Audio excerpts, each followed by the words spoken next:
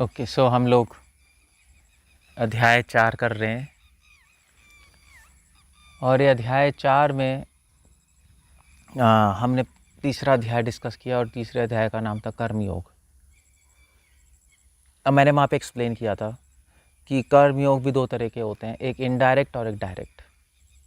Indirect कर्मयोग मतलब भगवान से कनेक्ट होना धर्म के द्वारा, धर्म का काम करना जो शास्त्रों में दिया और उससे भगवान से कनेक्ट होना, क्योंकि धर्म भगवान का आदेश है। धर्मम तु साक्षात भगवत प्रणीतम, भगवान का आदेश पालन करेंगे तो भगवान से कनेक्ट होंगे। मगर एक डायरेक्ट कर्मयोग भी है जिसका मतलब था भक्ति, डायरेक्ट भगवान के ऑर्डर्स फॉलो करना और उनका श्रवण कीर्तन करना, वो भक्ति है। श्रील प्रभुपाद ने कर्मयोग को भक्ति के रूप में लिया है, डायरेक्ट कर्मयोग सेवा के रूप में, भगवान की डायरेक्ट सेवा है। अब चौथे अध्याय में कृष्णा बता रहे हैं कि अपने खुद से बता रहे हैं कि अर्जुन कर्मयोग समझ के करो। अब कर्मयोग भगवान के लिए काम कर रहे हैं हम, भक्ति मतलब भगवान की सेवा करना, भगवान के ऑर्डर्स फॉलो करना, तो ये भी पता होना चाहिए भगवान कौन है, और फिर ये भी पता होना चाहिए कि भगवान के लिए सेवा कैसे करनी है, क्या करना है और क्या नहीं करना, किस चेष्टा किस भाव से सेवा की जाती है। क्या फल से आसक्त होकर सेवा करें या फल से निरासक्त होकर सेवा करें, भगवान से कुछ मांग सकते हैं, नहीं मांग सकते। ये सारी चीज़ें जो हैं वो चौथे अध्याय में भगवान खुद एक्सप्लेन कर रहे हैं। भगवान कह रहे हैं कि समझ के करो सेवा, सिर्फ सेवा करते रहने से एडवांसमेंट तो होगी, समझ के करोगे तो और ज़्यादा जल्दी एडवांसमेंट होगी। इसलिए चौथे अध्याय का नाम है ज्ञान योग। ज्ञान योग का मतलब है कि आप ज्ञान से भगवान से कनेक्ट हो रहे हो। कहने का मतलब है आप ज्ञान से समझने की कोशिश कर रहे हो कि कर्मयोग कैसे किया जाता है, भगवान की सेवा कैसे की जाती है। और जब आप समझ के करोगे तो भगवान से और घना संबंध हो जाएगा। तो इसको ज्ञान योग कहते हैं। ज्ञान योग कर्मयोग की पुष्टि करता है, कर्मयोग की हेल्प करता है। ज्ञान योग मतलब ज्ञान से समझना, ज्ञान योग मतलब समझना भगवान कौन है, भगवान की सेवा क्या है, सेवा के अनुकूल प्रतिकूल क्या है। हमने तीसरे अध्याय में पढ़ा था कि भगवान ने कहा था कि काम वासना सबसे बड़ी शत्रु है, इसको पहले कंट्रोल करो वरना तुम सेवा नहीं कर पाओगे। कैसे करें कि भक्ति के कर्मयोग, डायरेक्ट कर्मयोग या भक्ति के अनुकूल प्रतिकूल हम सोचें, जो सही है अनुकूल है वो ले लें, प्रतिकूल छोड़ दें। क्या अनुकूल है क्या प्रतिकूल है कैसे पता लगेगा? तो ये सारी चीज़ें ज्ञान योग हमें बताता है। पहले श्लोक से लेके 13वें श्लोक तक भगवान अपने बारे में बता रहे। अर्जुन ने वैसे क्वेश्चन ही पूछ लिया था, तो भगवान ने बोला था कि ये ज्ञान मैंने पहले सूर्यदेव को दिया, इमम बस पता योगन प्रोक्तामान हम, और अब तुम्हें दे रहा हूँ। काल के प्रभाव से नष्ट हो गया था ज्ञान, मगर अब मैं तुम्हें दे रहा हूँ। तो अर्जुन ने क्वेश्चन पूछ लिया कि भगवान आप तो अभी मेरे सामने सूर्यदेव को कैसे दे दी हज़ारों साल पहले। फिर भगवान अपने बारे में बता रहे हैं, बहुनी में जन्माना, कि मेरे बहुत सारे जन्म हो चुके हैं अर्जुन, तुम्हें पता है, तुम्हें नहीं पता मुझे पता है।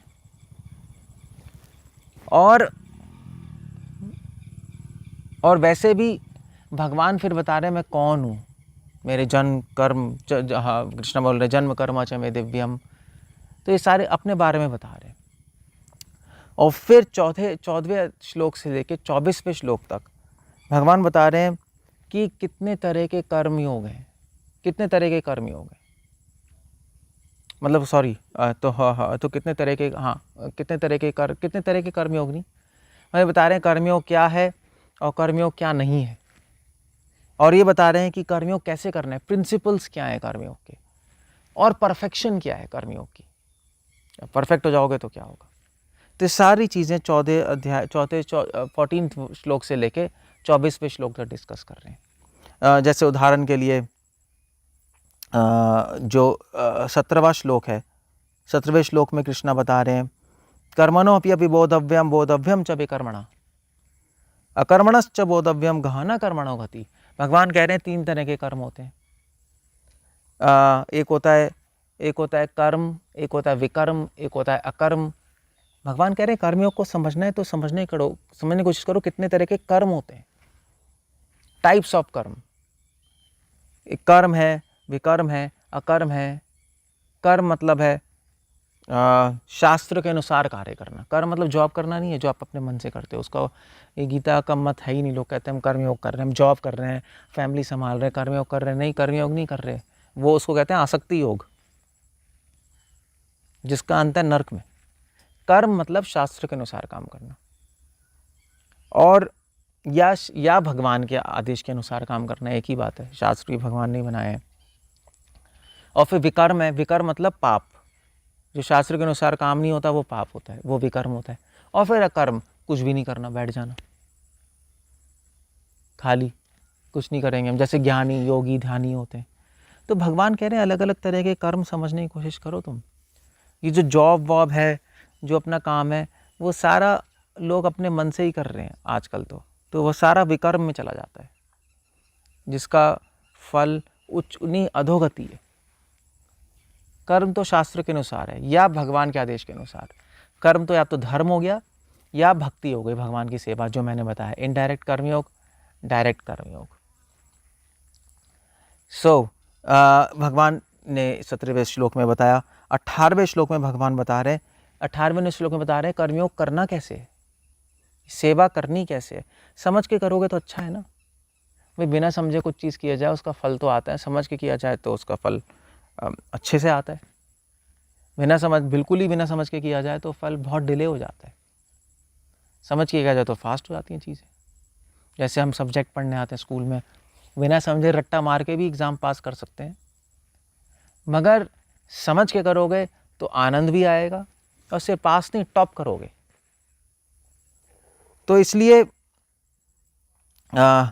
कर्म, तो 18वें श्लोक में कह रहे हैं भगवान, तो 18वें श्लोक में भगवान कह रहे हैं कर्मण्य कर्मय पश्येद अकर्मणि च कर्मय। भगवान कह रहे हैं कि जो कर्म में अकर्म देखता है, अकर्म में कर्म देखता है, वही बुद्धिमान मनुष्य। कर्मयोग करने का प्रिंसिपल बता रहे हैं। जो कर्म में अकर्म देखेगा, यहाँ पे अकर्म का मतलब कुछ और है।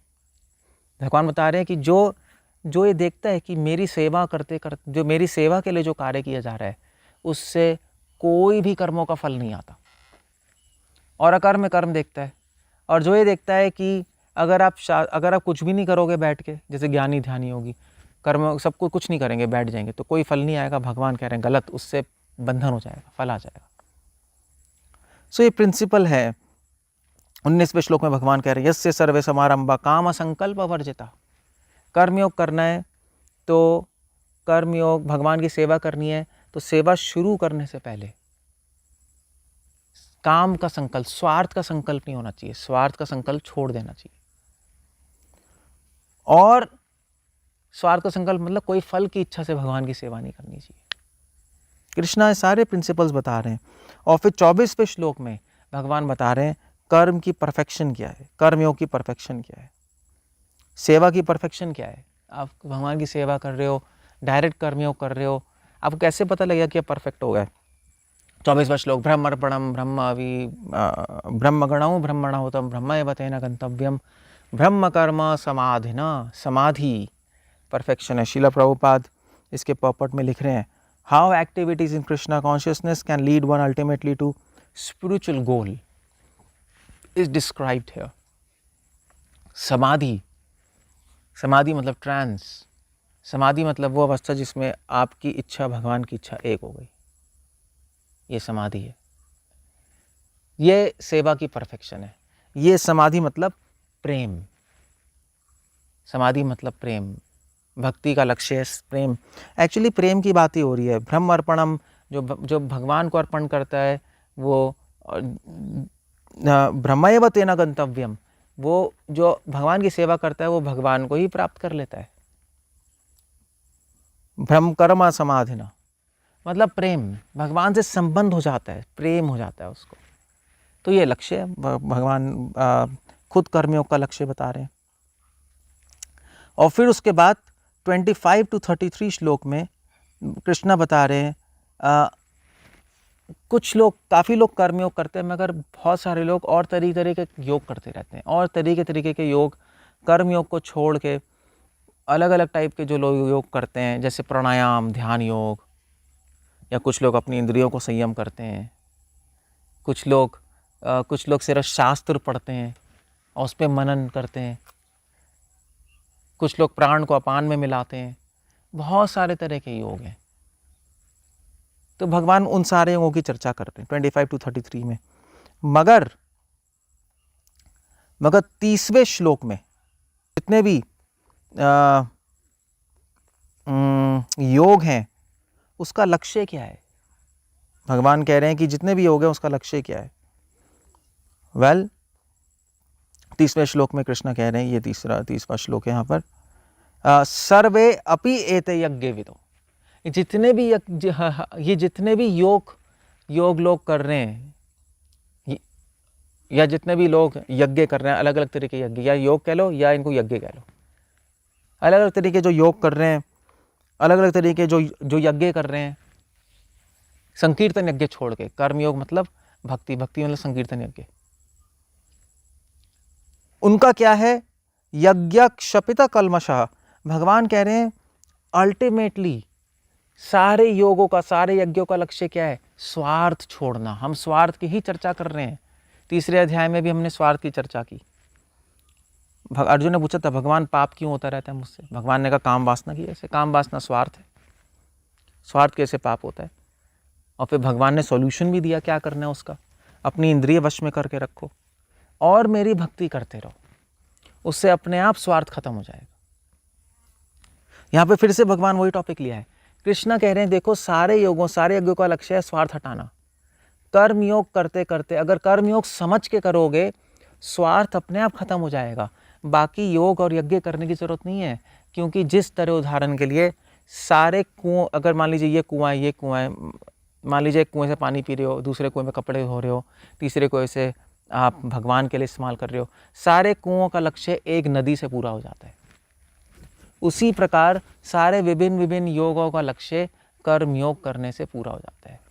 कर्मयोग मतलब भक्ति, डायरेक्ट कर्मयोग करने से पूरा हो जाएगा। भगवान कह रहे हैं मेरी भक्ति, मेरी सेवा करोगे तो कृष्णा कॉन्शियसनेस करोगे तो और कुछ करने की ज़रूरत नहीं है, स्वार्थ अपने आप खत्म हो जाएगा। कृष्ण यहाँ पे ये समझा रहे हैं।